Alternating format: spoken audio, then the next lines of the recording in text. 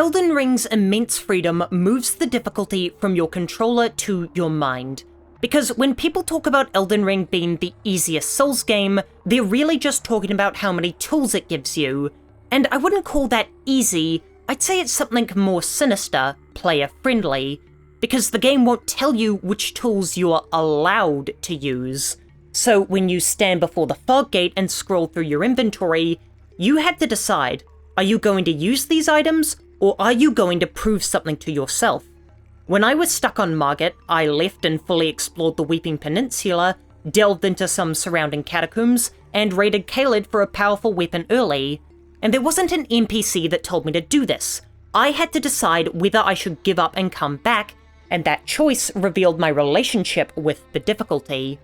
But let's back up for a second and distinguish the term easy from player-friendly. Usually, the term easy refers to the amount of damage enemies can do, or the amount of damage you can do to enemies, which can be adjusted through a difficulty slider. Whereas player-friendly refers to the amount of options a game gives you in how to tackle its challenges. Think Baldur's Gate 3 or Diablo. Where in previous Souls games, a tough boss was a brick wall where your only options were to keep trying or rage quit, Elden Ring's bosses act more like suggestions, as virtually any time you're outmatched, you can simply leave and roam elsewhere. Now, I admit that Dark Souls had optional areas and allowed you to grind souls, but not to this extent. Elden Ring actively encourages detours as a valid response to difficulty. In fact, I go so far as to call it the core gameplay loop. But if your pride won't allow you to take a detour, the game turns a blind eye to your struggle. It's not going to stop you from charging headfirst into the tree sentinel and getting erased, which is the pattern for the entire game. Experience a crushing defeat and decide what your reaction is. And so Elden Ring's map is merciful if you use it, and merciless if you don't. Another robust system of freedom is the summons, be they spirit ashes or player phantoms. As each boss is designed around attacking a single player, the amount of pressure you can apply exponentially increases, whilst your required reaction time decreases. Now, some players see this as a cheap workaround that trivializes the trials that are so fundamental to any Souls experience. But the game hands them to you as one of your tools and then remains eerily silent on whether you should utilize them. The game will never judge you for using them, but will you judge yourself? Another layer of that freedom is the ability to respec your tarnished. In older Souls games, you had to commit to a build rather early, because it was either permanent or extremely costly to reverse. The introduction of larval tears undoes that restriction. Now, while this is a limited item, they're generous enough that the game clearly expects experimentation, and Ashes of War mean your weapon can change identity without you re-rolling your character.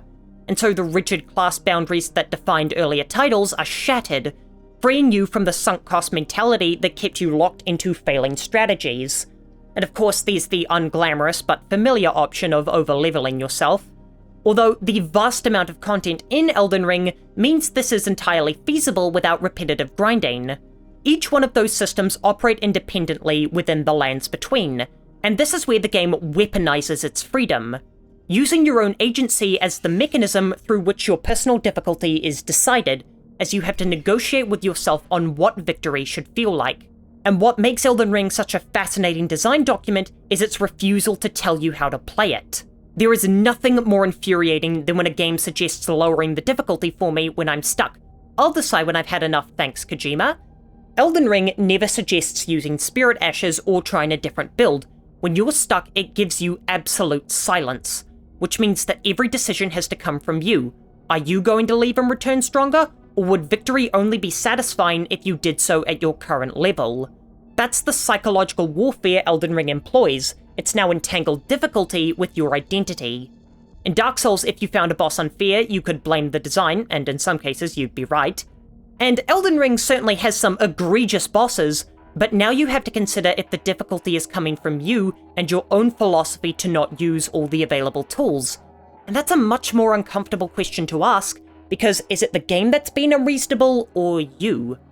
The no summon section of the community is the most, how should I phrase this, vocal example of this dynamic, where they've developed an internal hierarchy where playthroughs without spirit ashes are considered the real Elden Ring experience.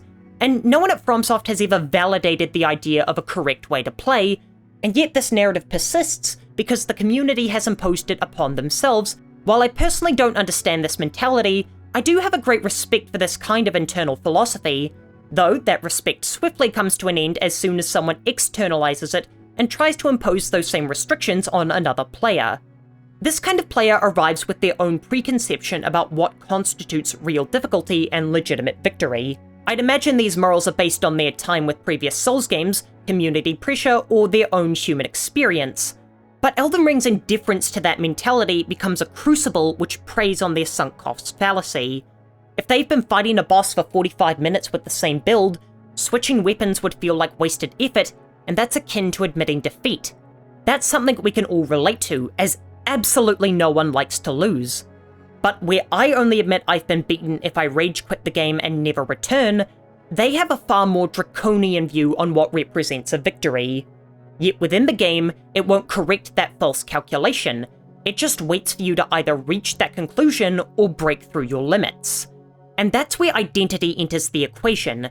These elaborate codes of honor that these players construct are unconsciously chosen, and so a pure strength build becomes an aesthetic choice that doubles as a test and a way of saying I'm good enough to overcome this without that tool.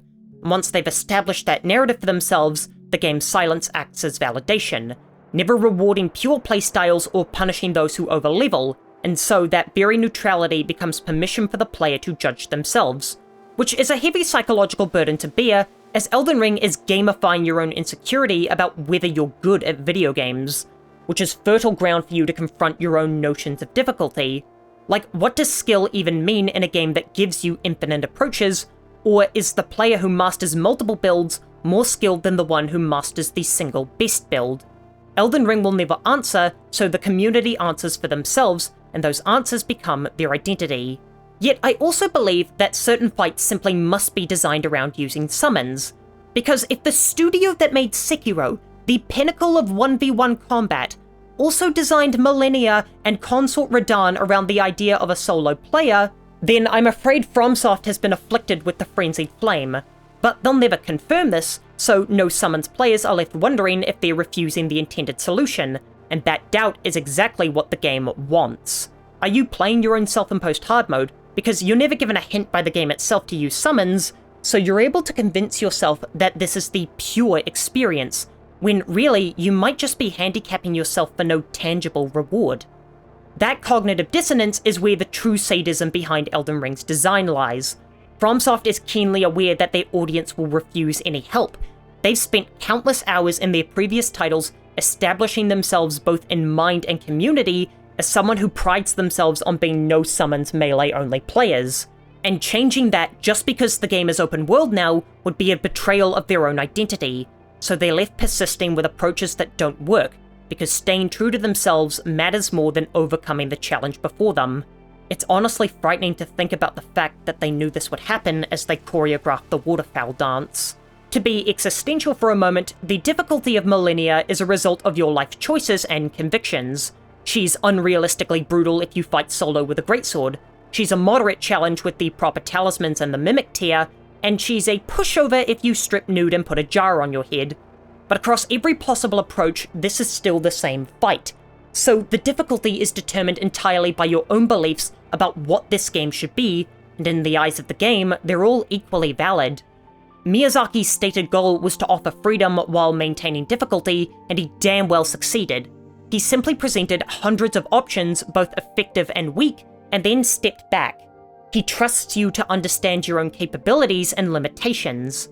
It's an uncharacteristically generous design philosophy, but it also permits, and dare I say encourages players to unnecessarily suffer, because before they've even played, they've already committed to a narrative about the right way.